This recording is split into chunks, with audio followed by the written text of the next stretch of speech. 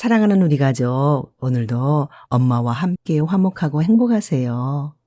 오늘 나눌 하나님의 말씀은 창세기 16장 15절 16절입니다.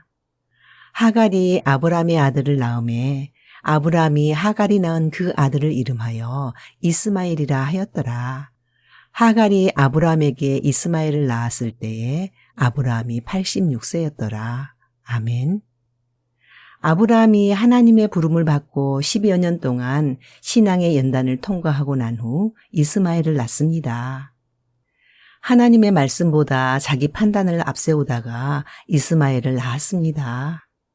나름 열심히 믿음으로 살았다고 생각했는데 가장 중요한 것을 놓치고 왔습니다. 하나님의 말씀을 놓치고 세상 이치와 인간의 도리가 앞섰습니다. 이스마엘은 하나님께서 아브라함에게 약속하신 자녀가 아닙니다. 이스마엘은 사람의 생각과 판단으로 낳은 아들입니다. 이 아들을 육체의 아들이라고 합니다. 이스마엘은 어떤 결과를 가져왔습니까? 이스마엘은 아랍 족속을 이루며 현재에도 이슬람의 선조가 되어 이스마엘 후손들과 이스라엘은 끊임없이 분쟁이 일어나고 있습니다. 이스마엘의 어머니인 애굽 여자 하갈이 아버지 아브라함의 신앙을 자식에게 이어주지 못했기 때문입니다. 하나님의 방법이 아닌 것은 꼭 환난이 오고 손해를 봅니다.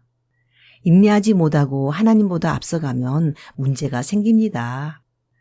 하나님의 약속을 믿고 끝까지 기다리는 일이 쉽지 않습니다.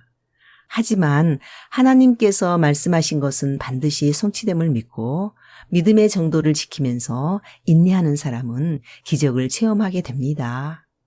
모든 것을 하나님께 맡기는 하나님의 주권이 세워질 때까지 하나님께서는 우리의 믿음을 단련시키십니다. 이 일로 인해 하나님께서 13년간 아브라함에게 침묵하셨습니다.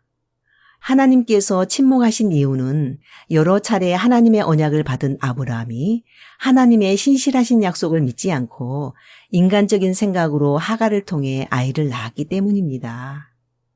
하나님의 거룩한 일을 사람의 방법으로 진행하면 하나님은 침묵하십니다. 성도에게 하나님의 무관심은 징계입니다. 복이 나가는 것도 징계이지만 복이 안 오는 것도 징계입니다. 무관심은 하나님으로부터 분리되는 고통이 얼마나 큰가를 경험하고 자신을 돌아보게 합니다. 사랑하는 우리 가족, 우리도 믿음으로 할 만큼 했다고 하는 시점에서도 내 신앙 이대로 괜찮은지 점검해보고 말씀의 울타리 안에서 떠나지 않도록 조심합시다. 말씀의 울타리를 벗어나면 고통이 오고 말씀의 울타리 안으로 돌아오면 회복의 기회가 됩니다. 오늘도 말씀 안에서 승리합시다. 아멘.